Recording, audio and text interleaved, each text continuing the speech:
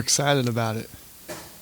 I think if you look at the two guys, both Dereck Lively and Omax Prosper, they solve needs that we've been trying to solve defensively, athletically. They're long.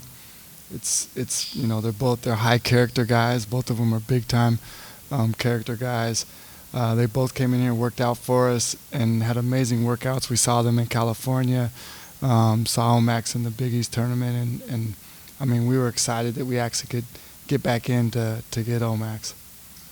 Did you have live? I don't remember the number, but we had them high.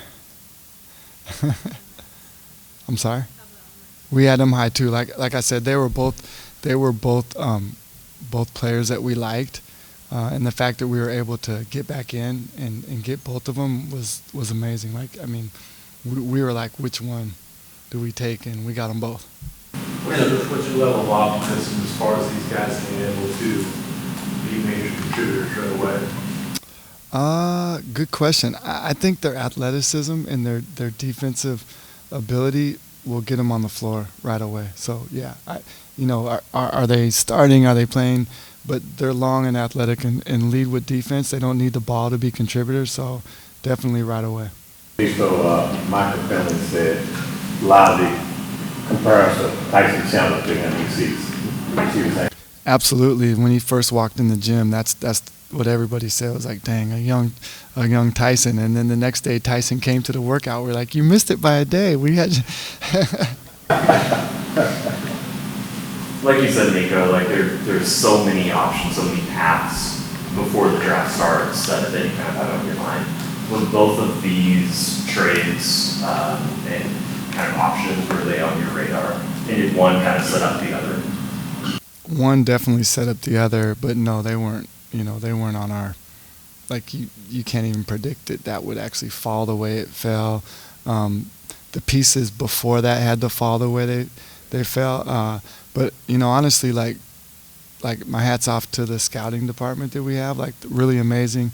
I mean, we ran through every scenario, the scenario of how the draft board fell, the pieces that fell before that.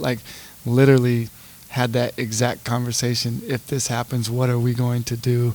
And that's exactly what we did. So in terms of us being prepared, didn't happen exactly how we predicted it, but it happened exactly how we role played it. One of our role plays. So. I'm just a cap expert, but I believe you guys now have the full level with the money that is about to be officially moved around. I'm not a cap expert either. I'm not really sure. Okay, let me ask you this. You address defense and rebounding with these two guys. Do you feel like with the slots that you'll have going into free agency that you need to continue to address those? Yeah, we're not done at all. This is just the beginning. We're still gonna continue to address all of our needs. But what specifically that you coming to the combine, he was not rated at the end of going in the draft. At what point did he catch your eye, or did you all recognize that he was somebody that was going to rise up the draft boards and will be somebody that you wanted to target? Yeah, it's funny. Part of the reason why I went to the Big East is because they had the best players that were going to be undrafted. And so that's the reason why I went there. And then, lo and behold, kudos to Omax.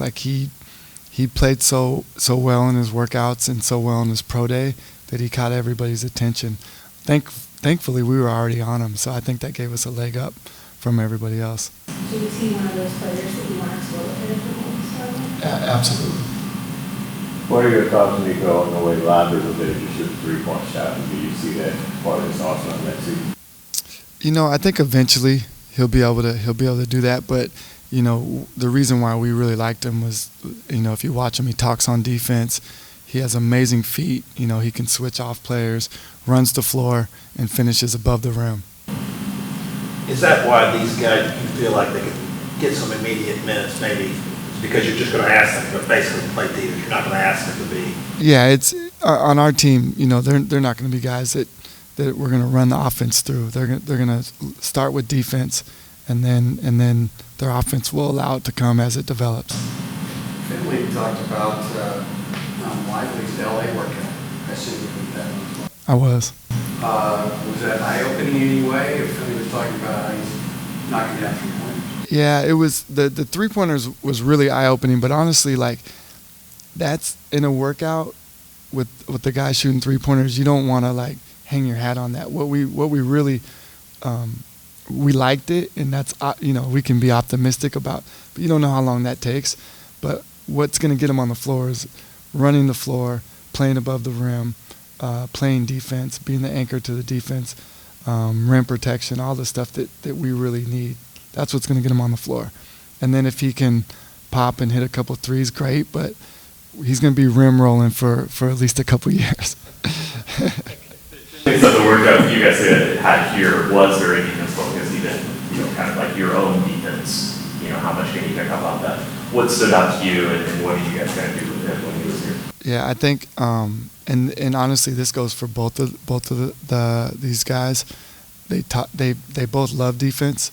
They kind of everything they do starts with defense. They both talk on defense, and they know that's their, when you talk to them, that's what they're going to talk about. Like, they know that's the thing that's going to get them over the hump. How many other deals did you have by the way? Honestly, I can't even count. Like, we're trying to shake the tree, and anything we can do to make this team better, we're going to do it. So we had a lot. Yeah, you did close on it. Yeah, you're always close, but until you get it done, it's never done. Okay. Did you feel more like a wheeler dealer? Nah, a wheeler dealer sounds kind of like. I mean, sounds greasy. A lot of action going on. No, it's really trying to, like, lift every stone you can to see what turns up. It's not like wheeling dealing. It's more like, hey, how can we make our team better? Let's look at this team. Does it make sense? It's just lifting up every stone, trying to figure out every scenario that could benefit us. You're doing that under the clock. But you do a lot of your work before the clock. You're having conversations with teams before the clock, so you know what they like, what they don't like. So yeah, I mean, it's a little bit more. You can't do it all within a 5-minute span. Otherwise, it would never happen. What's it feel like to take a lot of the hypotheticals that you're thinking about tonight and be like, all right, we put those behind you? I have to imagine like a little bit of relief. Yeah, I mean, I looked at Finn after we made the first move, and it was like, man, that's exactly what we played out. So the stress level is like, we did that. I know what it looks like. The way things ended up breaking down at the end, did you kind of make something out of nothing with Prosper in that regard? Because without the trade, I know we're not supposed to talk about it, but without the trade exception, that probably doesn't happen, does it? I don't know what you're talking about.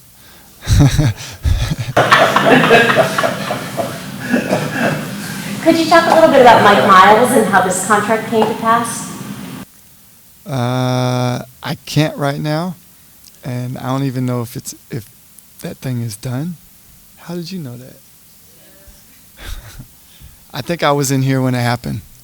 I might need to go back there to make sure those guys aren't signing all our two ways away. And Nico, going off into this question a little bit, like, how do you now go about turning the page to focusing on free agency wants to come up? Do you give yourself a chance to take a breather? Do you give yourself a chance to like reset your mind? Or like how does that process work? With like how? It's already starting.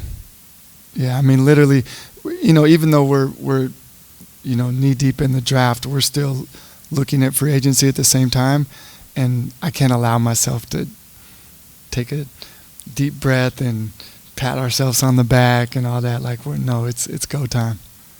So free agency now, it starts. It's been starting, but now it's I don't have to focus on two things. I can just focus on one thing. So now it's a 3-and-D wing, what you're after, or are you limiting yourself to it? No, I'm not limiting ourselves to anything. It's all about making our team better. So that could come in any place. It can come in any form. I mean, everything's on the table. just like today in the draft. I mean, I think if you look at our past over the last 2 years, like we're not scared of making moves, and so everything's on the table. Whatever we think is gonna make the team better, we're gonna do. That's our obligation. Is it fair to say wing defense is a little bit of a need though for you guys still? I mean, I've talked about defense and rebounding and length and athleticism. Like, probably you guys are tired of hearing about it, but we did some of that today.